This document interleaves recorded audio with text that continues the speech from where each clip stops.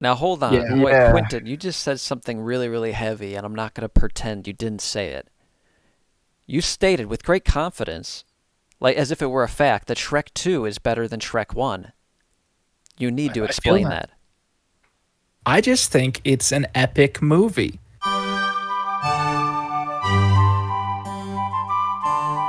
But one of my favorite videos is the Garfield Lost Media one. I And just someone, watched that one Yes, last night. love that one.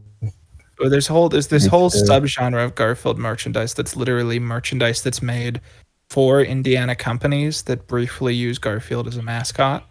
And so it'll be like it's just like a very ugly Garfield plush that says he has a shirt that says like Indiana Farmers Bureau, and it's like why? And the reason is they want people to come to their company to like get a free plush. And there's a So lot of awesome. those. Did it work? Well, That's I see man. weird bootleg Garfield shit all the time, and most of the time it's either way overpriced or it's like crusty and I don't want to touch it. But Do you mean online or in real Ugh. life? in real life, when I go to like antique malls and stuff, I'm like, oh, that's a cool Wow. Garfield thing, and then it's like rotting, and I'm like, or it has like white mold on it. I'm like, I'm Ugh. good. Yeah. Mold on a plush? Probably penicillin. That That's does healthy. happen. Should eat that.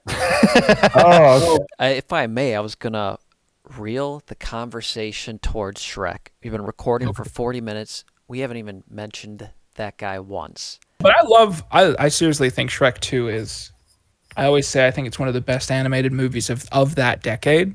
Yeah. And it's like if Shrek 2, I had a conversation with a friend while I was filming my scene about this. I was like, if Shrek 2 didn't exist, I don't think Shrek would hold that same like weight. Because Yeah. the first No. Shrek was good, but not as good as Shrek 2.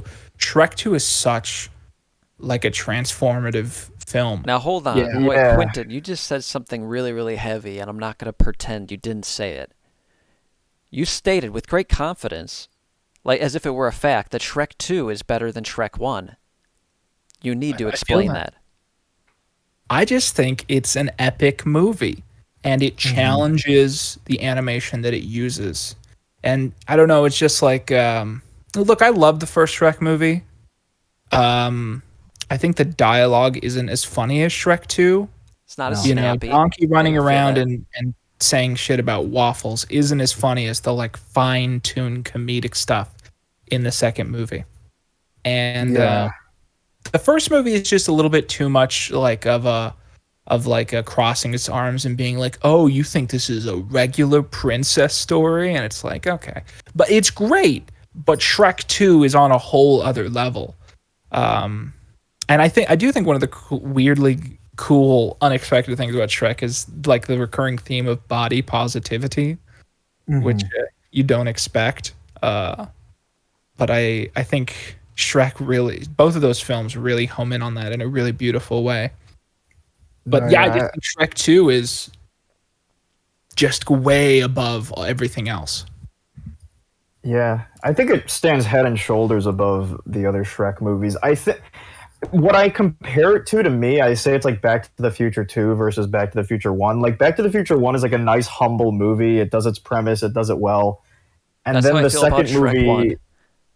Yeah, and then the second one it's like, okay, let's make it like a bigger adventure. Let's take it to the place where I think Duloc wanted to be, but Duloc was like abandoned. No one lived there. But Far, Far Away is like, okay, this is like the big, like, this is really going to take Shrek out of his element. Now, wait a minute. You think Back to the Future 2 is better than Back to the Future 1? I feel like we had this conversation. You're insane. It just has more set pieces. It's just like, oh, it has the future. You go back to the and like I The first one does it got- for me. Sorry. I agree with the comparison to the extent that like Back to the Future 2 changed film more than Back to the Future 1. I think it's fair to say. Mhm. Back to the Future 1 is a more perfect movie, but Back to the Future 2 is the reason that films are the way they are today. Like that's the Yeah. difference to me.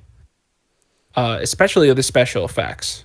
Yep, like the ILM, hoverboard thing, yep. and then they go back to the past, they go back to the future, and then now Some things you don't Trump think is about. Biff. Like there's the scene where the McFly family in the future is eating dinner, and like 4 of the characters are played by Michael J. Fox. Yep. Yeah, I It's guess that crazy. was a lot of fun stuff that Crazy. people weren't doing at that time. And I think Shrek Yeah, 2, definitely. Shrek 1 was like DreamWorks being like, okay, can we be Pixar for a second?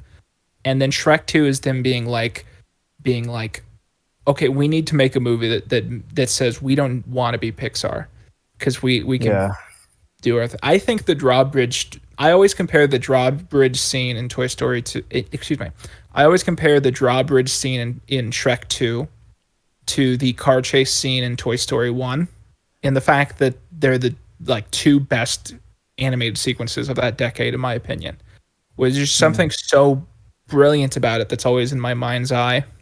So as in what you're saying is the scene that you picked to reanimate for Shrek Yeah. 2?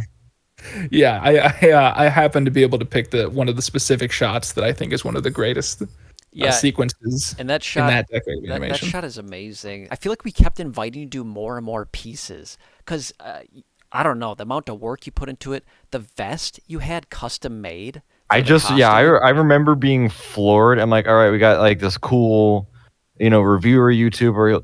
He'll just do something. We'll have it. All right. I love Quinton. It's awesome that he's on board. But then he turned in something, and I was like, holy shit, we got to get him to do like so much more because this is like insane, like insanely unexpected. The amount of detail you went through to get it like perfect. Yeah. Well, thank you. That's very nice. Yeah, I used to want to be like a filmmaker, but I gave up on it. So to me, this project was a big chance to be like, okay, Well, this Mhm. you're making films. There you go. yeah. You So know, I had so much fun on all this, though. I knew I wanted to play Human Shrek. I just knew I wanted to do it. I thought it'd be really funny. But and you're the perfect human Shrek. thank you. I love that we Means have a lot. this image of like short-haired, clean-shaven Quinton. It's such a unique Quinton form. Yeah. It's like a rare card in your deck, you know. For real. It's Yeah. the holographic Quinton. Or The LED. holographic Quinton. That would sell for $300,000 and pay for like someone's medical school. I think it's worth that much money. I think. Or we should sell it as an NFT. See, How mad would people get if I sold Shrek Retold as an NFT? they would be very upset. We would be so infused. Just piss the whole world off. DreamWorks would definitely be upset. They'd Yeah. be more upset than anybody. You're not supposed to make money. Yeah, they'd be like, not only are you making money off our brand, you're tarnishing Shrek's name. That's gonna be like the suction cup Garfield of the Shrek franchise. Shrek Retold NFTs. That's what that would be. Do you guys put any stock into, by the way, like what goes after this, you know? Because I feel like Shrek never captured what Shrek 1 and Shrek 2 had. You know, I feel like a Shrek 3 Retold or Shrek, whatever the fourth film was called. I feel like those wouldn't really garner interest. So like when Shrek 2 Retold is done, like what's the next thing, you know? Well, My personal belief is one day at a time. yeah, that's honestly, one day at a time. Cause like after when I was working on Shrek Retold, I like told myself I'm never doing this again, and I think I I just needed. suckered you back into it. Yeah, I don't know. It's just too fun to pass up. But it really is just like constant like taking care of a baby. There's like things you have to do every day, or else it'll die. But sorry, what was the question? Oh, Shrek 3. Yeah, Shrek 3 sucks. But here's my two thoughts. What's after Shrek 2 Retold? Number one is, oh, I'd love to take this formula and do a totally original film. That'd be cool. And then another thought is, oh, of course we have to do Shrek 3 Retold with all this momentum we have. Like just the difference between working on Shrek 1 and working on Shrek 2 Retold. People are so down to get involved. Where before I had to convince people, I emails back and forth like, you should just do a scene from Shrek. It's like, no, I think we can do the full thing. Like, no, this is going to be too complicated. Oh, and you want to redo the sound? That'll never happen. You won't get enough this, that. And it's just like pulling people's legs. But with this one, it's so easy to get people involved. I don't want to lose this ability. And I think with Shrek 3 Retold, I think the fact that nothing about it is iconic. I can't remember a single song. I can't remember a single plot point that happens in Shrek 3. That's awesome. We get to rewrite it. We can make it whatever we want and nobody will get mad because there's nothing anybody will miss.